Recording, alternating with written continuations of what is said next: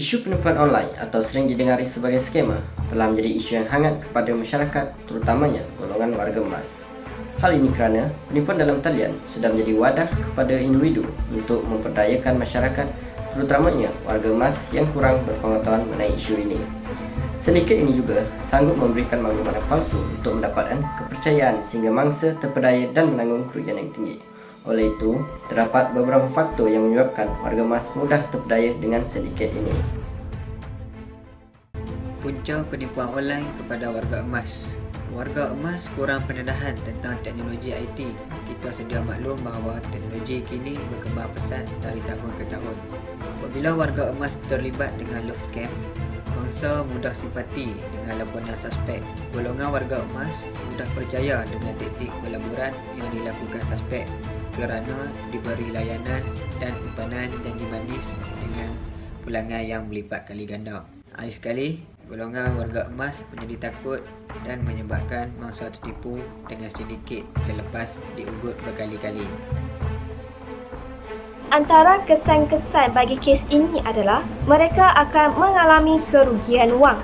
Mangsa akan kehilangan ratusan ribu ringgit atas penipuan yang dinyatakan. Sebagai contoh, mangsa dimaklumkan untuk membayar pampasan keselamatan sebanyak RM10,000. Tanpa berfikir panjang, mangsa terus membuat pembayaran secara atas talian kerana berasa cemas dan ingin menjaga keselamatannya.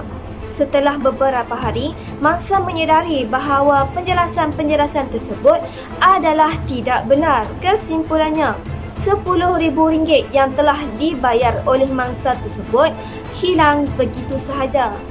Kesan yang seterusnya adalah mangsa akan mengalami gangguan emosi dan psikologi. Mangsa akan mengalami gangguan tekanan, misalnya trauma, kemurungan dan mungkin membawa kepada membunuh diri. Hal ini disebabkan mereka berasa tertekan dengan kerugian yang sangat drastik akibat kecuaian diri sendiri. Bagi mereka yang tidak dapat mengawal diri, mungkin akan melakukan perbuatan di luar jangkaan. Isu yang dapat dikaitkan dengan komponen falsafah ialah falsafah teknologi. Seperti yang maklum kita tahu bahawa teknologi dapat memudahkan urusan kerja harian kita. Tanpa teknologi, segala kerja yang kita lakukan akan mengambil masa yang panjang dan memerlukan tenaga yang lebih untuk digunakan. Namun begitu, individu yang melakukan jenayah ini telah menyalahgunakan teknologi yang ada untuk digunakan sebagai pemudah cara untuk menipu mangsa. Selain itu juga, isu ini dapat dikaitkan dengan falsafah akhlak, iaitu ilmu yang mengkaji tentang tingkah laku manusia. Sebagai contoh, suspek menipu mangsa dengan pelbagai lakonan dan menggunakan intonasi yang menyedihkan untuk meraih simpati daripada mangsa. Di sini saya mempunyai beberapa cadangan penyelesaian untuk menangani masalah penipuan atas talian terhadap warga emas di negara kita, iaitu Malaysia. Antara cadangannya ialah memberi pendedahan tentang cara penipuan kepada warga emas supaya mereka dapat mengenal pasti taktik yang dilakukan oleh para skamer di luar sana. Seterusnya, ahli keluarga boleh menasihati golongan warga emas dan berkongsi maklumat mengenai sindiket penipuan online kepada mereka. Di samping itu, perlu melakukan semakan dengan pihak berkuasa dan juga dapatkan informasi yang terkini daripada pihak berkuasa seperti polis. Kemudian, sentiasa peka dengan isu semasa yang melibatkan para skamer. Seperti yang kita tahu, kita boleh mendapatkan informasi daripada berita televisyen, media sosial seperti Instagram, Twitter dan juga Facebook. Dan juga kita boleh mendapatkan informasi yang terkini daripada surat khabar.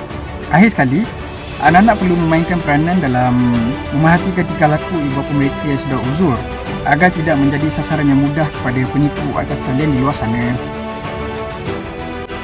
Kesimpulan bagi kesan penipuan online kepada warga emas ialah kita janganlah terlalu gopoh dalam membuat keputusan dengan individu yang tidak dikenali supaya niat jahat mereka tidak berjaya. Selain itu, kita janganlah mudah merasa simpati dengan orang yang tidak dikenali, sebaliknya kita siasat terlebih dahulu sebelum membuat keputusan.